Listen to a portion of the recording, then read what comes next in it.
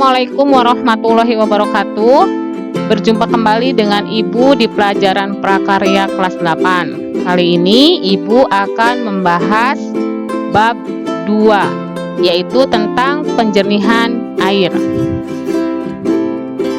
Tujuan pembelajaran kali ini, yang pertama, siswa dapat menyatakan pendapat tentang tersedianya sumber daya air dari bumi dan keragaman sistem penjernih air sebagai ungkapan rasa syukur kepada Tuhan Yang Maha Esa.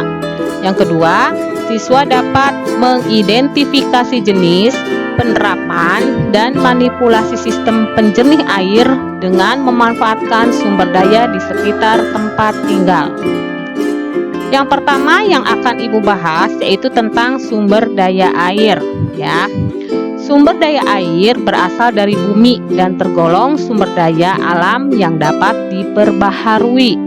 Secara umum, sumber daya air dapat dibedakan menjadi dua, yaitu air permukaan dan air tanah. Kita bahas yang pertama yaitu tentang air permukaan. Kita lihat ini adalah gambar danau. Kemudian ada gambar sungai. Danau dan sungai merupakan air permukaan yang persediaannya tidak terbatas di bumi. Yang kedua ada air tanah.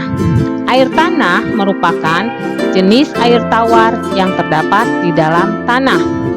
Air tanah ada dua macam. Yang pertama ada air tanah dangkal. Air tanah dangkal merupakan jenis air tanah yang dapat ditemukan pada lapisan dalam tanah, tidak jauh dari permukaan. Yang kedua, ada air tanah dalam. Air tanah dalam merupakan jenis air tanah yang berada pada lapisan tanah jauh ke dalam. Air tanah dalam diperoleh dengan cara mengebor dan dapat dialirkan langsung ke rumah-rumah atau sumur-sumur. Ya, ini contoh dari sumur. Pengertian air bersih dan persyaratannya. Air bersih adalah air yang tidak mengandung kotoran, tidak berbau, tidak tercemar, dan tidak mengandung bakteri atau kuman. Persyaratan air bersih ada 3 macam. Yang pertama ada syarat fisis, syarat kimia, dan syarat biologi. Yang pertama syarat fisis adalah kondisi air yang dapat dilihat dengan panca indera, baik penglihatan, penciuman, maupun perasa. Yang kedua syarat kimia adalah kondisi air yang menyangkut kadar atau kandungan zat kimia dalam air. Yang ketiga ada syarat biologi, adalah kondisi air yang menyangkut kandungan mikroorganisme atau jasad renik dalam air. Kemudian jenis-jenis penjernihan air. Penjernihan air merupakan usaha untuk mengubah air kotor menjadi air bersih. Proses penjernihan air ini biasanya dilakukan untuk menyisihkan sebanyak mungkin zat pengotor yang ada di dalam air. Nah, jenis-jenis penjernihan air itu yang pertama ada penjernihan air secara alami. Penjernihan air dengan biji kelor atau Moringa oleifera. Penjernihan dengan cara ini sangat mudah dilakukan, apalagi untuk daerah yang banyak ditumbuhi tanaman kelor. Bahan utama yang digunakan adalah biji kelor yang sudah tua dan kering. Yang kedua adalah penjernihan air dari bahan alami secara sederhana. Penjernihan air dari bahan alam dapat dilakukan dengan cara sederhana dengan memanfaatkan alat dan bahan yang sederhana pula. Alat dan bahan yang digunakan yaitu 2 buah drum, ijuk, pipa PVC berdiameter 0,75 in, keran air, arang, kerikil, pecahan batu bata, gergaji, cangkul, parang, besi, bor, kuas, dan ember. Yang kedua ada penjernihan air secara kimia.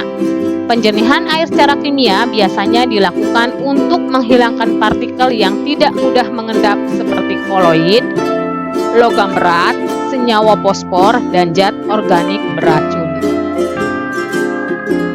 Yang ketiga ada penjernihan air secara fisika. Penjernihan air secara fisika terdiri dari filtrasi atau penyaringan. Filtrasi atau penyaringan merupakan suatu proses dalam menjernihkan air yang dilakukan dengan memisahkan partikel tersuspensi sebanyak mungkin agar tidak mengganggu proses berikutnya.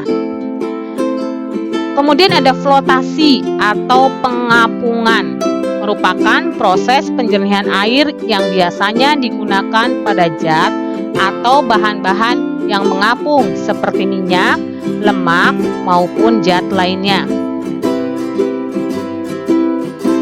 Kemudian ada adsorpsi atau penyerapan, merupakan proses pemisahan zat terlarut di dalam air dengan menambahkan adsorben. Sekarang kita akan membuat alat penjernihan air. Yang pertama adalah penjernihan air di bidang industri. Salah satu perusahaan yang khusus menangani pengolahan air untuk disalurkan di berbagai daerah adalah PDAM atau Perusahaan Daerah Air Minum. Di banyak daerah, pengolahan air bersih yang dilakukan oleh PDAM lebih banyak bersumber dari hasil pengolahan air sungai. Proses pengolahan air bersih yang berasal dari air sungai harus melalui tahapan proses berikut. Yang pertama ada intake atau penampungan awal. Yang kedua ada koagulasi atau penambahan zat kimia, flokulasi, penyisihan keruhan air, sedimentasi, pengendapan, filtrasi, penyaringan, klorinasi, proses penambahan klorin ke dalam air. Prosedur pembuatan alat penjernih air dari bahan alam. Penjernihan air dengan bahan alami. Cara yang pertama yaitu membuat pipa penyaringan, membuat drum pengendapan dan memasang pipa penyaringan, membuat drum penyaring, penyusunan drum endapan dan penyaringan. Penjernihan air dengan bahan alami cara kedua. Langkah awal, yang pertama, sediakan sebuah drum sebagai bak penampungan, beri keran pada ketinggian 10 cm dari dasar bak dan beri keran pembuangan di dasar bak.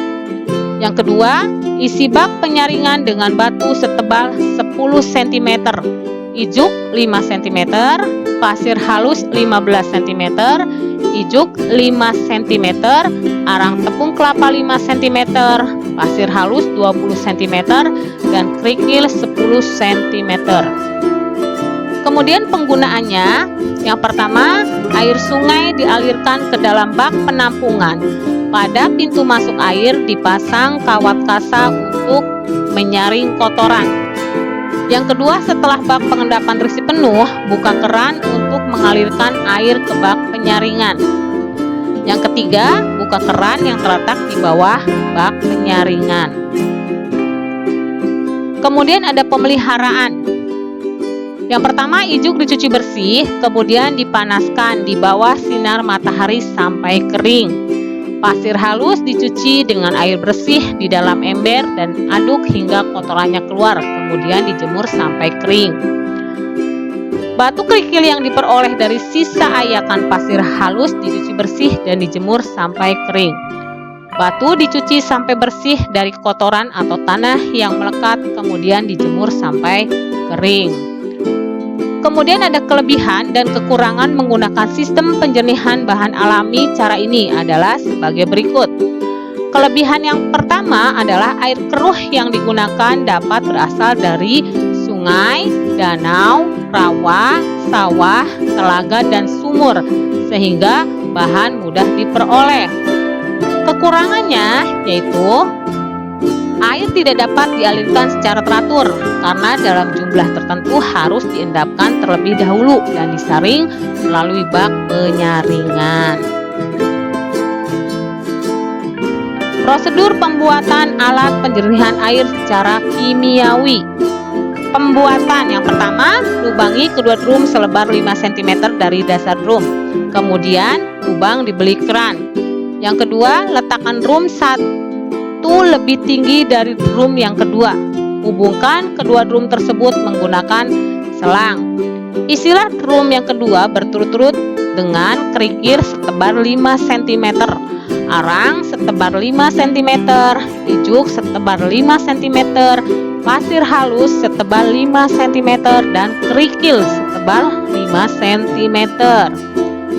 Isilah drum yang pertama dengan air yang akan dijernihkan. Bubuhi dengan 10 gram tawas untuk 100 liter air. Kemudian aduk selama 5 menit. Tambahkan bubuk kapur sebanyak 10 gram dan kaporit sebanyak 2,5 gram. Aduk campuran tersebut secara perlahan selama 2-3 menit dengan tujuan agar butir-butir lumpur menjadi besar dan mengendap.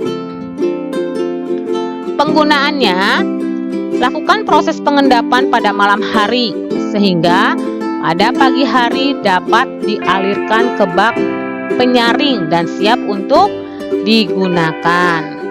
Yang kedua, buka keran pada bak penyaring untuk mendapatkan air yang bersih.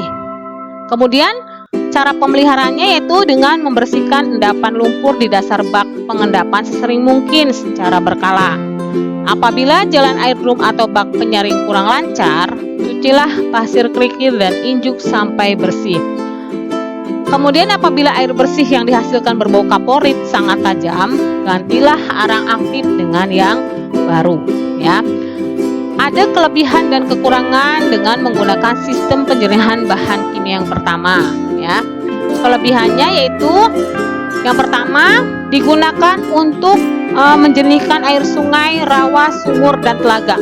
Yang kedua, menghasilkan air yang jernih, tidak berbau, tidak asam, dan tidak payau. Kekurangannya yang pertama, air tidak dapat dialirkan secara teratur. Yang kedua, hanya dapat menjernihkan air dengan jumlah tertentu. Yang ketiga, bak harus sering dibersihkan. Yang keempat, cara ini tidak dibenarkan untuk air yang tercemar bahan industri kimia buangan industri.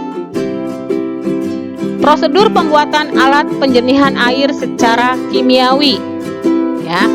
Penjernihan air secara kimiawi yang kedua, sediakan kaporit sebanyak 1 gram, batu kapur 10 gram, dan tawas 10 gram. Ya, cairkan bahan tersebut. Yang kedua, sediakan bak air yang dapat menampung air keruh sebanyak 100 liter. Kaporit, batu kapur, dan tawas yang sudah dicairkan dimasukkan ke dalam bak tersebut dan diaduk selama 5 menit. Pada saat diaduk, bak harus disumbat, diamkan selama 10 menit.